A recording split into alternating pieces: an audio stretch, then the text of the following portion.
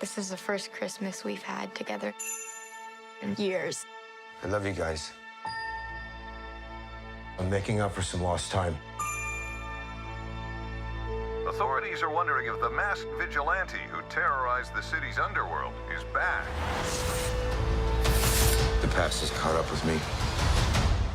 Should we be worried? No, it's nothing. I'll be home for Christmas. I promise.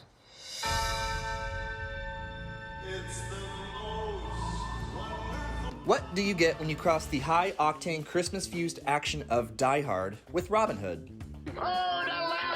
You get the sixth and final piece to the OG Avengers solo outing starring Jeremy Renner, Haley Steinfeld, Florence Pugh, Vera Farmiga, Linda Cardellini, Fra Fee, Tony Dalton, Zahn McClarnon, and Brian Darcy James. That's what you get. My name is Travis, and this is Planet Recap. In this video, I'm going to break down everything you need to know before watching Marvel Studios' 31st chapter and 5th Disney Plus series. Whether this is the very first MCU property you've been introduced to, or you're just a casual viewer of the series and need a quick brushing up. I'm here to fill you in on everything that's come before. Let's begin. So I can't truly dissect the preludes of Hawkeye without first explaining one important matter, that being the Marvel Cinematic Universe, or MCU. A collection of, so far, 30 cleverly woven, interlinked properties that began with Iron Man in 2008 and has journeyed through until Eternals in 2021.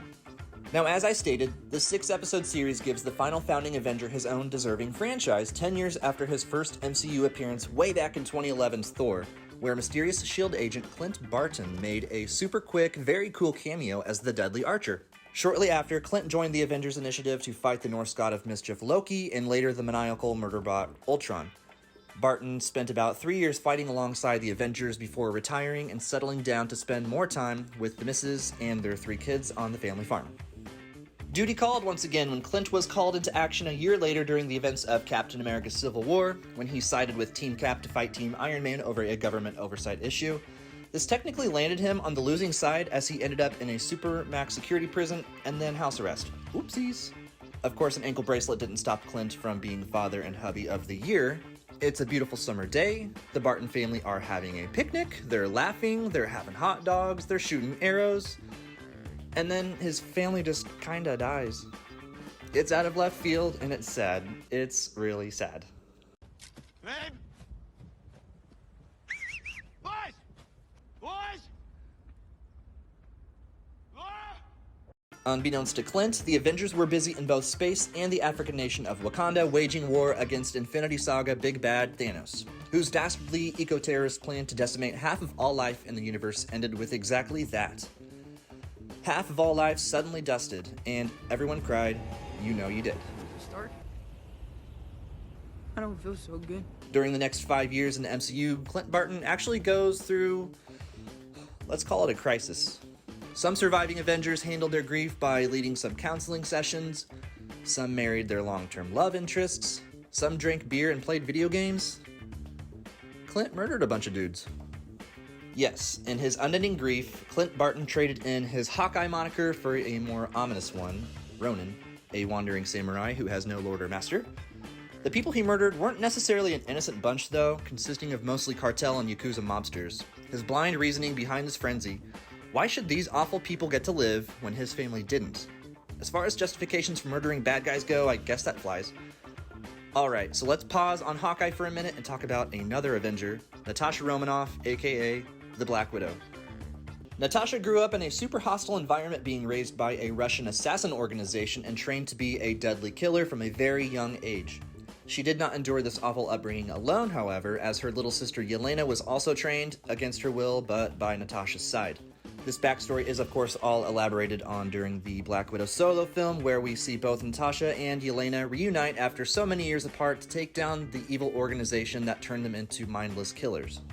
Natasha's time as a Russian spy and assassin landed her on S.H.I.E.L.D.'s radar, who sent none other than Agent Clint Barton to neutralize her.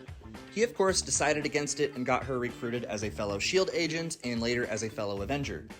Out of just about all of the Avengers' relationships with each other, an argument can be made that Clint and Natasha have the strongest. Their very loving, sometimes bickering brother-sister bond persevered through so much craziness pre- and post an Avengers defended world. Clint was even ready to name his baby after her. That's little Natasha, huh? She's Nathaniel.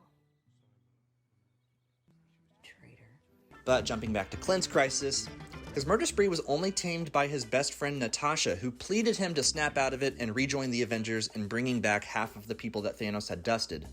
Thanks to some classic time travel meddling, it actually works, but at the expense of more tears. Long story short, to save half the universe in Avengers Endgame, both Clint and Natasha are confronted with the ultimate crap ultimatum. One of them must sacrifice their life. In one of the heaviest and saddest scenes in all of the MCU, we are forced to witness two best friends race toward a cliff to take their own lives to save the other. Clint begs Natasha to let him die because of all the murdering he's done lately. Natasha begs Clint to let her die to save her family. In the end, it's Natasha who gets the upper hand and makes the jump, which allows the Avengers to save half the universe. Thanos is defeated and everyone's loved ones are returned for hugs and fireworks. Thanks to his best friend's sacrifice, Clint is now able to rejoin his resurrected family, hug his kids, and kiss his wife. Meanwhile, the aforementioned Yelena is not only mourning the sudden and mysteriously circumstanced death of her big sister, but is being courted by a very mysterious and very snarky Julia Louis-Dreyfus. This is the pivotal moment that directly sets up this crazy, awesome, Christmassy Disney Plus series. I've got your next target. Thought I'd hand deliver it. Maybe you'd like a shot at the man responsible for your sister's death. Kind of a cutie, don't you think? And that's the story so far, ladies and gentlemen. I'm more than happy to make these videos for the casual viewers, but to those casual viewers and non-watchers of the MCU, hear me out, go check them out anyway. Almost all of them are on Disney+. It's a fantastic series of films and shows, and I promise that you'll connect and fall in love with at least one, if not all of them. For the condensed yet definitive Hawkeye experience, I recommend checking out Avengers, Avengers Age of Ultron, Avengers Infinity War, and Avengers Endgame.